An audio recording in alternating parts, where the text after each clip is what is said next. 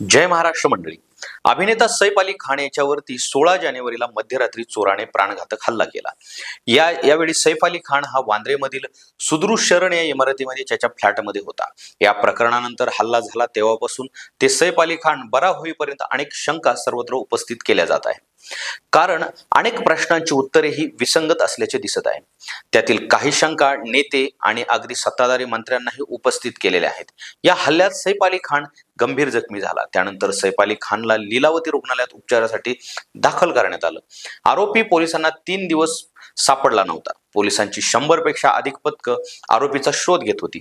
अखेर 300 सीसीटीव्ही आणि 50 पेक्षा अधिक लोकांचे जबाब नोंदवल्यानंतर अखेर 72 तासांनी पोलिसांनी मोहम्मद शेहजाद या आरोपीला मध्यरात्री ठाण्यातून अटक केली. आरोपीला पोलिसांनी 19 जानेवारीला न्यायालयात हजर केलं. त्याला पोलीस कोठडी सुनावण्यात आलेली आहे. त्यानंतर 2 दिवसांनी सैफ अली खानला रुग्णालयातून डिस्चार्ज देण्यात आलं. म्हणजेच 21 जानेवारीला सैफ अली खान डिस्चार्ज देण्यात आलं. डिस्चार्ज देण्यात आल्यानंतर सैफ अली खानला पाहून सोशल मीडिया किंवा प्रत्यक्ष लोकांनी काही प्रश्न उपस्थित केले आहेत. तर राज्यातील काही मंत्री आणि राजकीय पक्षातील नेते यांनी देखील प्रश्न उपस्थित केलेले आहेत. मंत्री आणि भाजपचे नेते नितेश राणे यांनी एका भाषणादरम्यान सैफ अली खान हा ऍक्टिंग करतोय का असा प्रश्न उपस्थित केला. तर नितेश राणे पुढे म्हणाले, बांगलादेश हे पहिले फक्त नाक्यावर उभे राहायचे, आता ते घरात घुसायला लागलेत.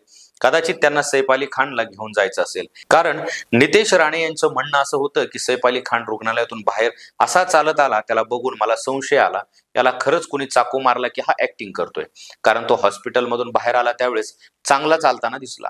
तर सैफ अली खान बद्दल पडलेले प्रश्न असे, सैफ अली खान बाहेर पडतात एवढा फिट कसा आहे? रुग्णालयात पोहोचण्यासाठी इतका वेळ का लागला? करीना कपूर खानने तिची इंस्टाग्राम स्टोरी डिलीट का केली? सैफ अली खान सोबत हॉस्पिटलमध्ये घरातील एकही व्यक्ती का नव्हती? असे बरेचसे प्रश्न हे लोकांना आणि नेत्यांना देखील पडलेले आहेत. चला तर या सर्व प्रश्नांची सविस्तर माहिती आपण या व्हिडिओच्या माध्यमातून पाहू. नमस्कार मंडळी, मी पी के भांडवलकर. सत्ता या चॅनलमध्ये आपल्या सर्वांचं मनपूर्वक स्वागत करतो. चला तर मंडळी, आपण मुद्द्याचं बोलू.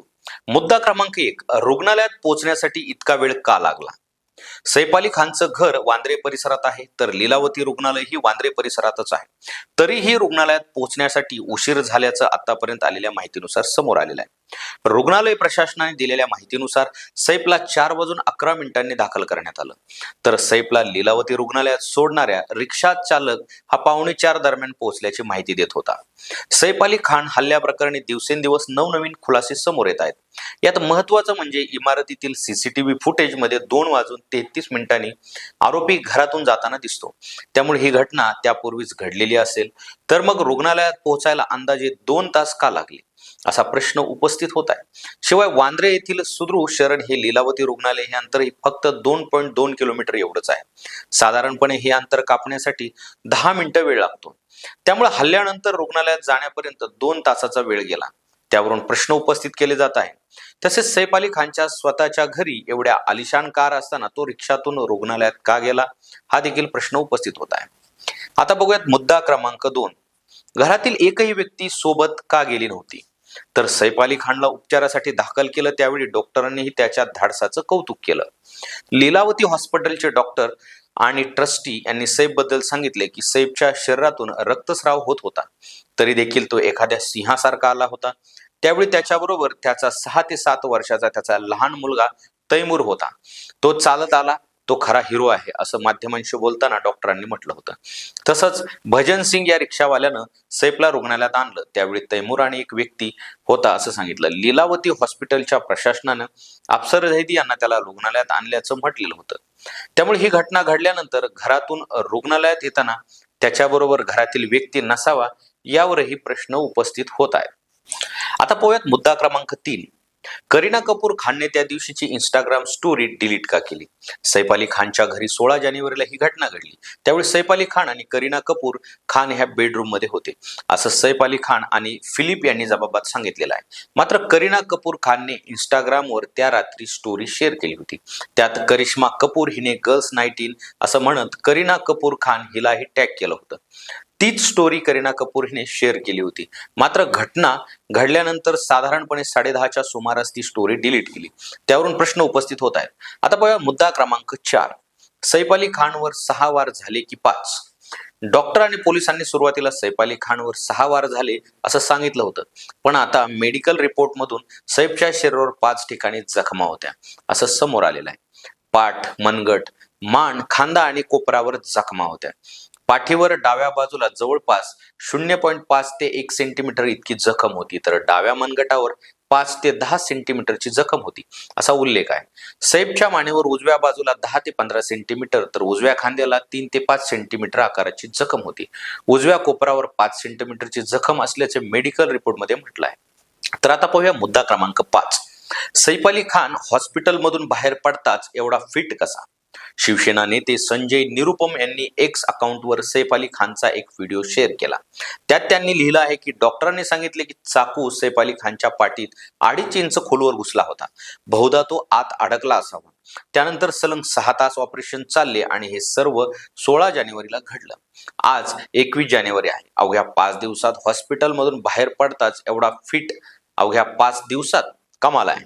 या शंकेसंदर्भात नवी दिल्लीचे सर गंगाराम हॉस्पिटलमधील मणक्याचे विभागाचे प्रमुख डॉक्टर R.S. चहल म्हणाले की मणक्याच्या दुखापतीचं प्रत्येक प्रकरण हे वेगळं असतं. सर्वांना एकाच चष्म्यातून पाहू शकत नाही. पाठीच्या मणक्याची दुखापत गंभीर असते. त्याचा परिणाम केवळ व्यक्तीवरच नाही तर त्याच्या संपूर्ण कुटुंबावर होतो असंही ते म्हणाले. चहल यांच्या मते मणक्याला होणारी हानी अनेकदा कायमस्वरूपी असते आणि ती दुरुस्त करता येत नाही, तर काही दुखापती तात्पुरत्याही असतात, पण त्या निश्चित कधी बऱ्या होतील हे सांगता येत नाही. मुद्दा क्रमांक 6. घटना घडल्यापासून आरोपी 5 तास वांद्रे परिसरातच. सैफ अली खानच्या घरामध्ये घटना घडली आणि यानंतर सर्वत्र खळबळ उडाली. पोलिसांचे विविध पथकं आरोपीचा शोध घेत होते. मात्र हल्ल्यानंतर 16 जानेवारीला आरोपी 5 तास वांद्रे परिसरातच होता असं पोलीस सूत्रांनी सांगितलेलं आहे. वांद्रे आणि खार परिसरातील अनेक CCTVमध्ये पोलिसांना आरोपी दिसला होता असं सूत्राकडून समजलं आहे. मग पोलिसांना आरोपीला शोधण्यासाठी 72 तास का लागले असा प्रश्नही उपस्थित होत आहे. आता पाहूया मुद्दा क्रमांक 7. इमारतीत CCTV का नाहीत? सुरक्षा रक्षक कुठे होते? तर सैफ अली खान प्रकरणामध्ये तपास करत असताना पोलिसांना भरपूर अडचणी आल्या. कारण महत्वाचं म्हणजे या इमारतीमध्ये सर्वत्र CCTV उपलब्ध नव्हते. एवढा मोठा सेलिब्रिटी असतानाही सुरक्षेसाठी CCTV नसल्याचे अनेक प्रश्न पोलिसांना पडले होते. तसेच महत्वाचे म्हणजे घटना घडली तेव्हा इमारतीतील सुरक्षा रक्षक कुठे होते? उपस्थित असलेले सुरक्षा रक्षक आणि काही CCTV यांचा नजर चुकवत आरोपी आत घुसला कसा? हाही महत्वाचा प्रश्न होता. आता पाहूया मुद्दा क्रमांक 8. सैफ अली खान आणि आलियामाचे जबाब वेगळे का? या प्रकरणात सैफ अली खानच्या घरातील नर्स आलियामा फिलिपचा जबाब नोंदवला असताना पोलिसांनी सर्वप्रथम तपासाला सुरुवात केली होती. त्यानंतर आता प्रकरण उघडकीस आल्यानंतर सैफ अली खानचा देखील जबाब नोंदवलेला आहे. मात्र या दोन्ही जबाबात फरक असल्याचं पोलीस सूत्रांचं म्हणणं आहे. सैफच्या हल्लेखोर प्रकरणात रोज नवनवीन खुलासे होत आहेत. सैफ अली खानने 24 जानेवारी रोजी मुंबई पोलिसांकडे या प्रकरणी आपला जबाब नोंदवलेला होता. आता पाहूया मुद्दा क्रमांक 9. आरोपी शेहजादचे वडील आरोप फेटाळलेले आहेत.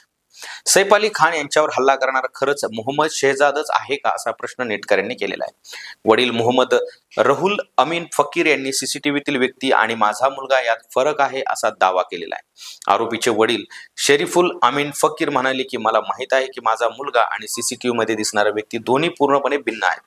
मुलाने कधीही केस लांब ठेवले नाहीत असं माध्यमांना दिलेल्या मुलाखतीत त्यांनी सांगितलं. याबाबत मुंबई पोलिसांनी काही प्रतिक्रिया दिलेली नाही.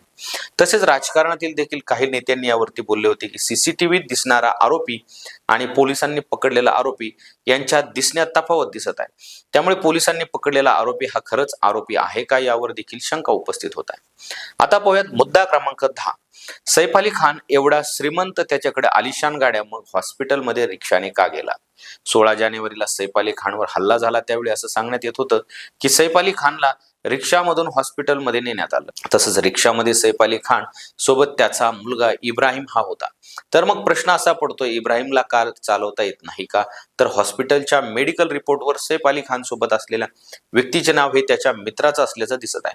त्यामुळे सैफ अली खान सोबत नक्की इब्राहिम होता की सैफ अली खानचा मित्र होता याचा देखील तफावत आहे. या सर्व पडलेल्या प्रश्नांमुळे सैफ अली खान वरती खरंच हल्ला करण्यात आला होता की कोणीतरी कोणत्या तरी विषयावरील लक्ष डायव्हर्ट करण्यासाठी सैफ अली खानवर हल्ला करण्यात आला असे प्रश्न सामान्य लोकांना पासून ते राजकीय मंत्री नेत्यांना देखील पडत आहेत. तर या सर्व गोष्टीवर सैफ अली खानने बोलण्याचं टाळलं आहे. तर मंडळी, तुम्ही सैफ अली खानचे फॅन आहात का? आणि सैफ अली खानवर खरंच हल्ला केला की हल्ल्याचं नाटक केलं याबद्दल तुम्हाला काय वाटतं हे आम्हाला कमेंट करून कळवा. आणि अशाच माहितीपूर्ण व्हिडिओसाठी सत्ता या चॅनलला सबस्क्राईब करा. धन्यवाद.